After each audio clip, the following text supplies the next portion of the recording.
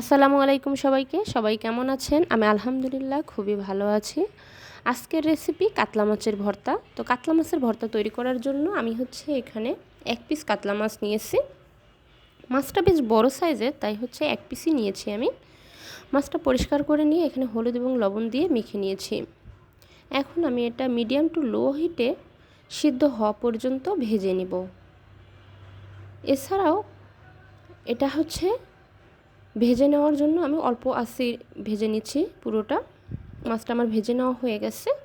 এখন আমি মাছটা তুলে নিচ্ছি। মাছটা তুলে নিয়ে আমি এটার কাঁটাটা বেছে নিব।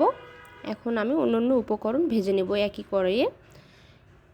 মাছের ভর্তা করার জন্য আমি সাধারণত কাঁচামরিচ প্রেফার করি। কাঁচামরিচটা দিয়ে ভর্তা করলে ভর্তার স্বাদটা অন্যরকম হয় আসলে। তো আমি এখানে কাঁচামরিচের সাথে কয়েকটা কোয়া রসুন কুচি নিয়ে নিলাম।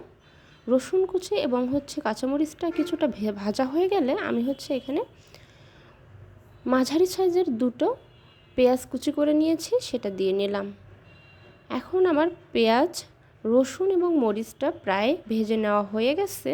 এখানে আমি একটু তেল দিয়ে নিব, তাহলে ভাজাটা আরও সুন্দর হবে। তো আমি আর একটু ভেজে নিব প্রায় 1 মিনিটের মতো।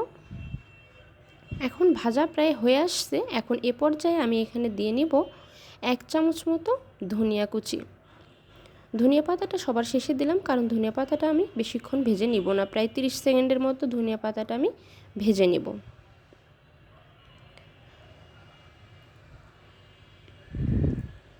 সম্পূর্ণ উপকরণ আমার ভেজে নেওয়া হয়ে গেছে। এখন আমি এটা তুলে নিব। এই তো এইভাবে ভেজে নিতে হবে। ধনিয়া পাতাটা এরকম হয়ে আসলেই আমার ভেজে নেওয়া হয়ে যাবে।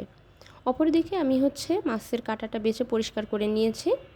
এই যে ঠিক এই পরিমাণই আমার মাছ হয়েছে। আসলে মাছের পিসটা বড় হওয়াতে 1 পিস মাছই অনেকটা ভর্তা হয়ে যাবে। তো এখানে আমি মরিচ, রসুন, পেঁয়াজ এবং ধনিয়া পাতার উপকরণের সাথে স্বাদ মতো লবণ দিয়ে নিলাম। এখন লবণের সাথে এটা ভালোভাবে আমি মেখে নিব। যেহেতু এখানে রসুনটা আমি কুচি করে দিয়েছি একদম, তাই রসুনটা ভাঙতে আমার অতটা কষ্ট হয়নি বা অসুবিধা হয়নি।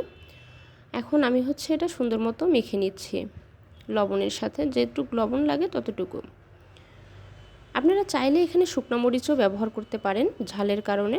তো আমি কাঁচা মরিচ দিয়ে ভর্তাটা পছন্দ করি খেতে। এখানে আমি একটু টালা জিরা ব্যবহার করলাম। সামান্য পরিমাণে টালা জিরা আমি এখানে দিয়ে নিলাম। জিরাটা আমি প্রথমে ভেজে নিয়েছি, তারপর ব্লেন্ড করে নিয়ে এখানে দিয়ে নিলাম, খুবই সামান্য। এছাড়াও ভর্তাটা আরও মজাদার করার জন্য এখানে আমি এখন ব্যবহার করব লেবুর রস। তো লেবুর রসটা আমি একটু পরে দিয়ে নিব। এখন আমি আগে মাছটা অন্য উপকরণের সাথে মেখে নিব ভালোভাবে। আদা, রসুন, মরিচ, পেঁয়াজের সাথে আমি মাছটা খুব সুন্দরভাবে মেখে নেব, যাতে প্রতিটা মাছের সাথে আমার মশলাগুলো মাখানো হয়ে যায়। তো আমার মাখানো হয়ে গেছে। এখন আমি এতে সামান্য পরিমাণে লেবুর রস দিয়ে নিচ্ছি, একবারে 1/2 চামচেরও কম। যেহেতু আমার মাছের পরিমাণ এখানে কম, তাই আমি লেবুর রসও কম দিয়ে নিচ্ছি। এখন এখানে আমি দিয়ে নিব 1/2 টিস্পুন সরিষার তেল। এখন আমি ভর্তাটা সুন্দরভাবে মেখে নিব। তো এইভাবে আমি মাছের ভর্তা করে থাকি। মাছের ভর্তাটা এভাবে করে দেখবেন, কি দুর্দান্ত হয় খেতে। অবশ্যই একবার ট্রাই করে আমাকে অবশ্যই জানাবেন। আর ভালো লাগলে আমার চ্যানেলটি অবশ্যই সাবস্ক্রাইব করবেন এবং পাশে থাকা বেল আইকনটি বাজিয়ে দেবেন। আল্লাহ হাফেজ, সবাই ভালো থাকবেন।